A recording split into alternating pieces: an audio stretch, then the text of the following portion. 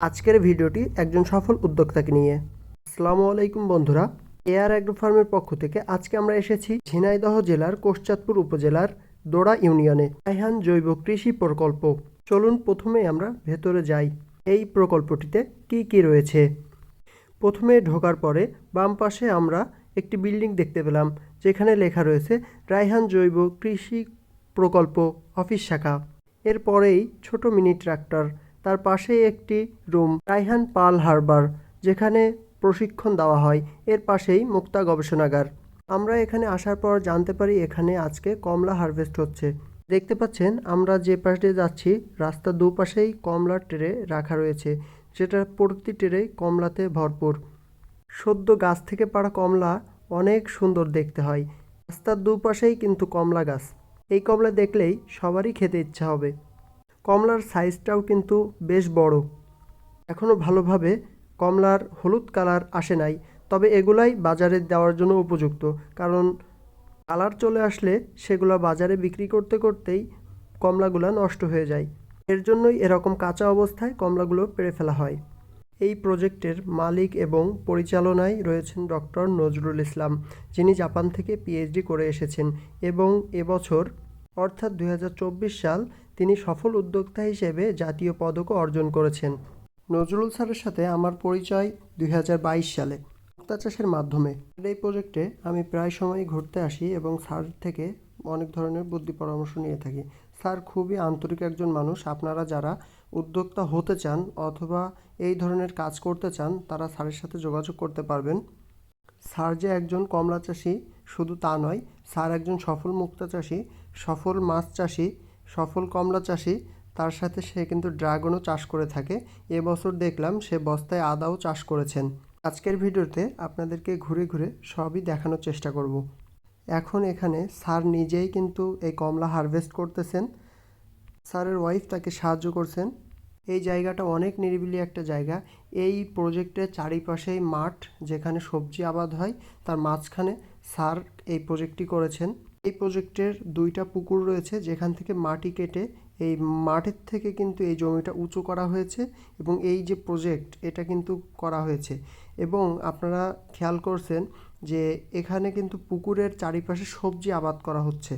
পাশাপাশি পুকুরের পাড়ে লেবু, কমলা লেবু, মাল্টা লেবু এবং ড্রাগন অন্যান্য ফসলও কিন্তু এখানে করা হচ্ছে। যারা নিরিবিলি ঘুরতে পছন্দ করেন অথবা এরকম প্রজেক্ট দেখতে চান, তারা কিন্তু এখানে ঘুরতে আসতে পারেন। অবশ্যই স্যারের সাথে আগে যোগাযোগ করে আসবেন।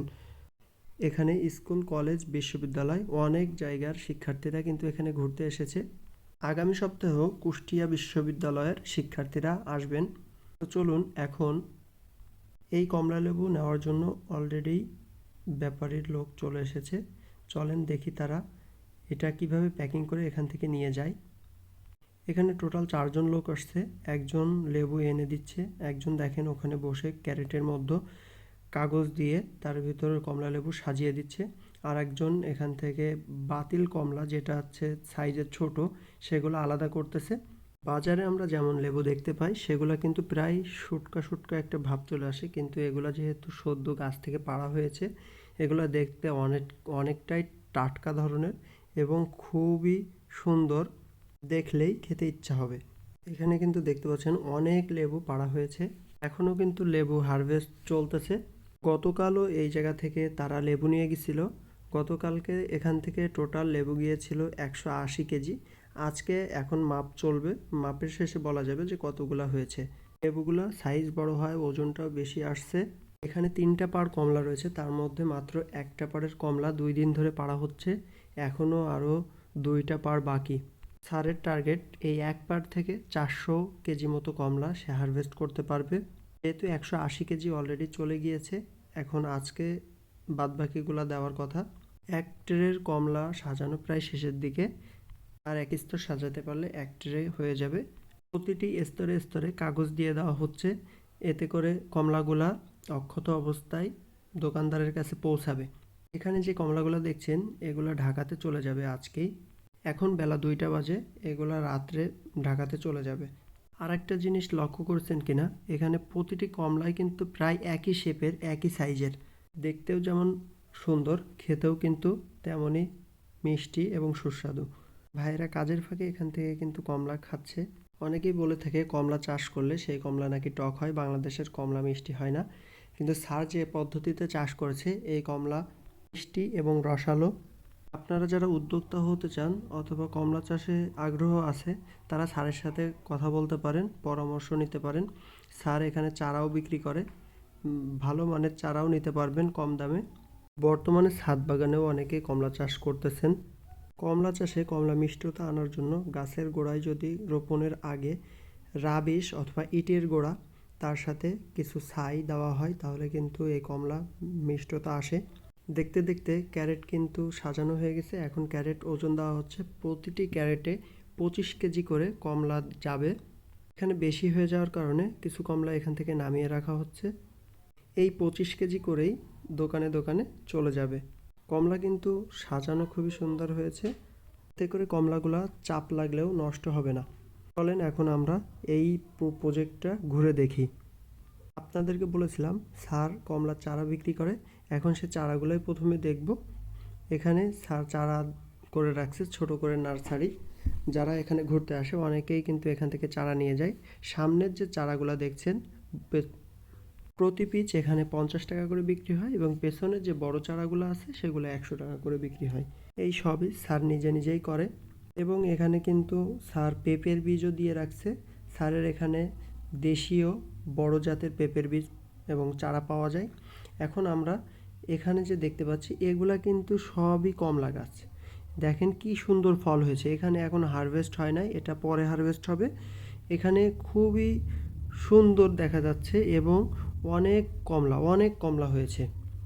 এই রাস্তার দুপাশেই কিন্তু স্যার আবার সবজি লাগিয়েছে, এপাশে রসুন এবং পেঁয়াজ এবং এ পাশেও রসুন, তার সাথে অ্যালোভেরা। চলেন এখন আমরা সামনের দিকে যাই। এখন আমরা প্রথমেই দেখতে পাচ্ছি এখানে আছে পুকুরের দক্ষিণ পাড়ে স্যার ড্রাগন লাগিয়েছেন। এই ড্রাগন গাছ কিন্তু অনেক বড় হয়ে গিয়েছে। এখান থেকে স্যার প্রতি বছরই ড্রাগন হারভেস্ট করেন এবং অনেক গাছ হয়, এখানে কিন্তু অনেক ড্রাগন হয়। আপনারা আমাদের এই ভিডিওটি দেখতে থাকেন, আমরা কিন্তু এই প্রজেক্ট সম্পূর্ণ আপনাদেরকে ঘুরিয়ে দেখাবো এখানে কি কি রয়েছে। দেখতে পাচ্ছেন অনেক পরিমাণে ড্রাগন গাছ এখানে রয়েছে এবং বেশ বড় গাছ হয়ে গিয়েছে। এটা কিন্তু স্যারের অনেক আগে লাগানো, যার জন্য এরকম ঝাঁপালো গাছ হয়েছে। এখানে ফল আসবে, কিছুদিন আগে এখান থেকে হারভেস্ট করেছে, এর জন্য এখানে এখন আর ফল নাই। যাদের ড্রাগনের কাটিং লাগবে এখান থেকে সংগ্রহ করতে পারবেন। এই প্রজেক্টের এরিয়া বড় হওয়ায় এই ভিডিওটি একটু বড় হয়ে যাবে। আপনারা দেখতেই পাচ্ছেন এই ড্রাগনের সাথেই পাশে কিন্তু সবজি করা হয়েছে পুকুরের দিকে। আর এই দুই পাশে ড্রাগন, মাঝখান দিয়ে হাঁটার জায়গা। এই আমার যে বাম পাশ, এই পাশে কিন্তু জমির শেষ, এখানে আছে তার কাটা দিয়ে বেড়া দেওয়া রয়েছে। আর ও পাশে সবজি এবং তার পাশেই পুকুর। সামনে যে ছোট্ট একটি ঘর দেখতে পাচ্ছেন এর ভেতরে মোটর রয়েছে এই ঘেরে পানি তোলার জন্য। আমরা দেখতে দেখতে ঘেরের পশ্চিম পাড়ে চলে এসেছি। এখন আমরা এই ঘেরের পশ্চিম পাড়ে কি কি লাগানো আছে এগুলা দেখব। পশ্চিম পাড়ে কিন্তু এক পাশে ড্রাগন আর এক পাশে কমলা লাগানো রয়েছে এবং দেখতে পাচ্ছেন অনেক বড় একটি ঘের কিন্তু এখানে রয়েছে। এই যে ঘেরটি, এর চারিপাশে দেখেন জাংলা দিয়ে আপনার সবজি চাষ করা হয়েছে। দেখেন জুম করে দেখাচ্ছি, চারিপাশে সবজি চাষ করা হয়েছে এবং পাড়েই কিন্তু ড্রাগন চাষ করা হয়েছে। পাড়টি একটু চওড়া করে দেওয়ার কারণে অনায়াসে কিন্তু হেঁটে যাওয়া যায় এবং গাছগুলোর দূরত্ব একটু বেশি, যার জন্য ফলনটাও বেশ ভালো এসেছে। গাছগুলো দেখেন প্রত্যেকটা গাছই কিন্তু একই শেপের, একই সাইজের প্রায়। এই গাছগুলা স্যার প্রুলিং করে কাটিং করছে এবং এগুলো দেখতেও কিন্তু অনেক সুন্দর লাগছে। এখন এই যে আমার বাম পাশে ড্রাগন আর ডান পাশে লেবুর গাছ।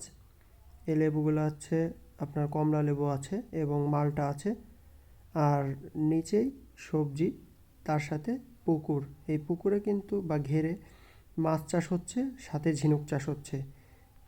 দেখতে দেখতে আমরা পুকুরের উত্তর পাশের পাড়ে চলে আসলাম। এখানে আর ড্রাগন গাছ নাই। এখানে আমার বাম পাশে দেখতে পাচ্ছেন দেশীয় লেবু এবং ডান পাশে রয়েছে চায়না কমলা।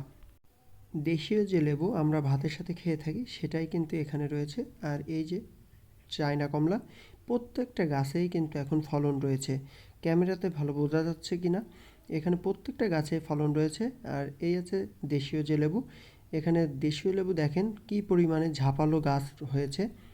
কমলাও কিন্তু খুবই ভালো হয়েছে। দেখেন প্রত্যেকটা গাছেই কি পরিমাণে লেবু এসেছে, আপনাদেরকে ধরে দেখায়। এখানে দেখেন প্রত্যেকটা গাছে প্রত্যেকটা ডালেই কিন্তু লেবু দেখা যাচ্ছে।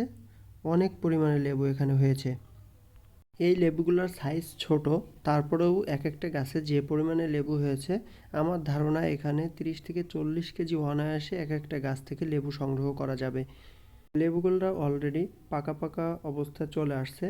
আর একটু হলুদ হলেই এখান থেকে লেবুগুলো ছেঁড়া হবে। আপনাদেরকে একটা লেবু ছিঁড়ে দেখায়, এর সাইজ কিন্তু এতটুকুই।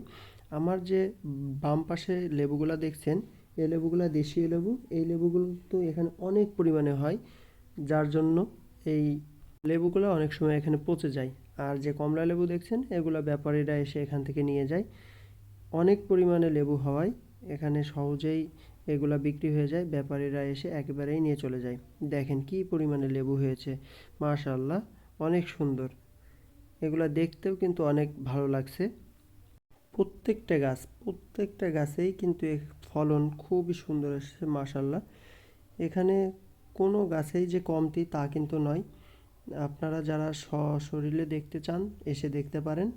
এটা যে আমি অ্যাডভার্টাইজ করতেছি এমনটা না, আমি হচ্ছে এখানে ঘুরতে এসে আমার খুবই ভালো লাগছে, যার জন্য এই ভিডিওটি আমার করা। এর জন্য আপনাদের সবাইকেই এই ভিডিওটি দেখাচ্ছি। ক্যামেরায় হয়তো অত ভালো দেখা যাচ্ছে না, তারপরেও সশরীরে যদি আসেন, এই লেবুগুলো দেখতে কিন্তু অনেক সুন্দর এবং অনেক পরিমাণে হওয়ার কারণে দেখতে অনেকই ভালো লাগছে। আর এখানে দেখেন মাত্র 2টা ডাল, তবে কি পরিমাণ লেবু হয়েছে। এবং ডাল দুইটা কিন্তু আহামরি মোটা তা কিন্তু নয়। ডালগুলো দেখেন আমার হাতের যে আঙ্গুলের সমান হতে পারে। আর যে পরিমাণে লেবু হয়েছে, মাশাআল্লাহ, অনেক অনেক লেবু হয়েছে। এখন আমরা কথা বলতে বলতে আমরা প্রায় শেষের দিকে চলে আসছি। দেখেন প্রত্যেকটা জায়গাতেই লেবু, লেবু ছাড়া এখানে আর কোনো কথা নাই। এবং এখানে যে শুধু লেবু আছে তাও নয়, মাঝে মধ্যে দু একটা কলা গাছ আছে, দু একটা পেঁপে গাছ আছে। তার ভিতরে এই দেখেন একটা কলা গাছের কলা ছেড়েছে, অনেক বড় একটা কলার খাইন। অনেকগুলা কলা কিন্তু এখানে হয়েছে। আপনি যদি পড়াশুনো করে বেকার অবস্থায় থাকেন, তাহলে কিন্তু এই ধরনের কাজ করে আপনি একজন উদ্যোক্তা হতে পারেন। অনেকেই বলে ভাই উদ্যোক্তা হওয়া সহজ না। হ্যাঁ, উদ্যোক্তা হওয়া আসলেই সহজ না। উদ্যোক্তা হতে হলে আপনাকে অনেক জানতে হবে, সব বিষয়ে আপনার ধারণা থাকা লাগবে। আপনি যদি হাঁস মুরগির উদ্যোক্তা হতে চান, অবশ্যই আপনাকে হাঁস মুরগির রোগবালাই, হাঁস মুরগির কীভাবে বাসস্থান করতে হবে, কী করতে হবে, সব কিছু জানতে হবে। কীভাবে খাবার দিতে হবে, খাবার খরচ কীভাবে কমাতে হবে। আপনি যদি একজন মাছ বা মুক্তা চাষী হতে চান, তাহলে মাছ সম্পর্কে আপনার ভালো ধারণা রাখতে হবে। আপনি যদি গরু ছাগলের উদ্যোক্তা হতে চান, তাহলে কিন্তু আপনার সেই ধারণাটা আপনার রাখতে হবে। আপনি যদি এরকম সবজি বাগান, এরকম ফলের বাগান করতে চান, আপনাকে এই সম্পর্কে ধারণা রাখতে হবে। আপনি যদি প্রপার জানতে না পারেন বা না জানেন, তাহলে কিন্তু একজন উদ্যোক্তা কখনোই সফল হতে পারে না। উদ্যোক্তার সফল হওয়ার পেছনে অধ্যবসায় যেমন প্রয়োজন, তেমন ধৈর্যেরও প্রয়োজন। এই গাছগুলো কিন্তু একদিনেই বড় হয়নি। এই গাছগুলো হতে প্রায় 3 থেকে 4 বছর সময় লেগেছে। 4 বছর ধৈর্যের পর এখন যে ফলনটা পেয়েছে, এতে কিন্তু সবারই মন সন্তুষ্ট। কিন্তু আপনি যদি এটা দিনে লাগিয়ে বছরের মাথায় ফলন পেতে চান, তাহলে কিন্তু এটা সম্ভব না। আপনাকে ধৈর্য ধরতে হবে এবং লেগে থাকতে হবে, তারপরেই আপনি সফল হতে পারবেন। আমাদের দেশে অনেক জমি কিন্তু পড়ে আছে। এরকম ছোট ছোট প্রজেক্ট যদি আপনারাও করেন, তাহলে কিন্তু আপনাদের আর বেকার বসে থাকা লাগবে না, চাকরির আশায়ও থাকা লাগবে না। যারা চাকরি করে তারাও কিন্তু চাকরির পাশাপাশি এই ধরনের ছোট ছোট কাজ, ছোট ছোট প্রজেক্ট করতে পারেন। স্যারের এই প্রজেক্টে শুধু এক ধরনের প্রকল্পই নাই, এখানে কিন্তু অনেক ধরনের ভ্যারাইটিস প্রকল্প। এখান থেকে স্যার প্রতি বছর অনেক টাকায় মুনাফা করতেছে। আপনারাও চাইলে এই ধরনের প্রজেক্ট করে মুনাফা অর্জন করতে পারেন। আমাদের এই ভিডিওটি ভালো লাগলে আমাদের চ্যানেলটি সাবস্ক্রাইব করে দিবেন। এই ধরনের ভিডিও পেতে বেল আইকনটি প্রেস করে রাখবেন। আজকের মতো এ পর্যন্তই। সবাই ভালো থাকবেন, সুস্থ থাকবেন।